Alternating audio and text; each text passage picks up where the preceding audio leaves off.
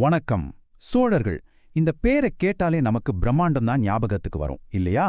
ஆனா அந்த பிரம்மாண்டத்துக்கே அஸ்திவாரம் போட்ட ஒரு சாம்ராஜ்யம் அவங்களுக்கு முன்னாடியே இருந்துச்சு. ஆனா அவங்களோட கதை ஏகப்பட்ட சர்ச்சைகளுக்கும் மர்மங்களுக்கும் நடுவுல புதைஞ்சு போயிருக்கு.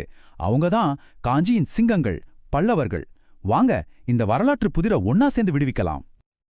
பல்லவர்கள் தமிழர்களே இல்லை. பாருங்க, இந்த ஒரு வரியில தான் பல்லவர்களை பத்தின மிகப்பெரிய சர்ச்சையே ஆரம்பிக்குது. பல வருஷமா அவங்க வெளிநாட்டுல இருந்து வந்தவங்கன்னு ஒரு கருத்து பரவலா இருக்கு. ஆனா இதுல உண்மை இருக்கா? அந்த சர்ச்சைக்கெல்லாம் பதில் சொல்றதுக்கு முன்னாடி நீங்களே இந்த கேள்வியை கேளுங்க.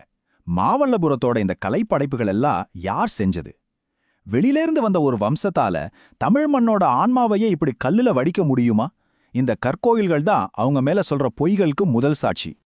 முதல் பகுதிக்குள்ள போலாம். பல்லவர்களின் புதிர். இது ஒரு வம்சம் எப்படி கட்டுக்கதைக்கும் வரலாற்றுக்கும் நடுவுல சிக்கிக்கிச்சுங்கிற கதை. இங்க தான் அந்த புதிரே ஆரம்பிக்குது. ஒரு பக்கம் வெறும் பேர் ஒற்றுமையை மட்டும் வச்சு, அதாவது பாரசீகத்தில் இருந்த பகலவாவும் நம்ம பல்லவும் ஒண்ணுதான்னு சொல்லி அவங்கள வெளிநாட்டுக்காரங்கன்னு சொல்றாங்க. இன்னொரு பக்கமும் நம்ம சங்க இலக்கியமும் ஒரு காவிய கதையும் அவங்க சோழர்களோட வாரிசுகள் தான் அப்படின்னு அடிச்சு சொல்லுது. இதுல எது உண்மை? ரெண்டாவது பகுதி அலைகளில் பிறந்த இளவரசன். சரி, அந்த தமிழ் பூர்வீக கோட்பாடு என்ன சொல்லுதுன்னு கொஞ்சம் ஆழமா பாப்போமா? இது வெறும் தியரி இல்ல, ஒரு சினிமா கதை மாதிரி இருக்கும். கதை இதுதான்.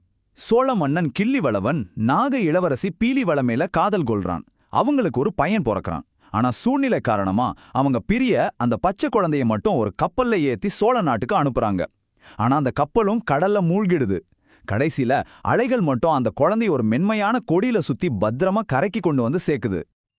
இந்த கதைக்கெல்லாம் ஆணிவேரே இந்த ஒரு வார்த்தை தாங்க, பல்லவம். குழந்தைய சுத்தி இருந்தா அந்த மென்மையான தளிர்,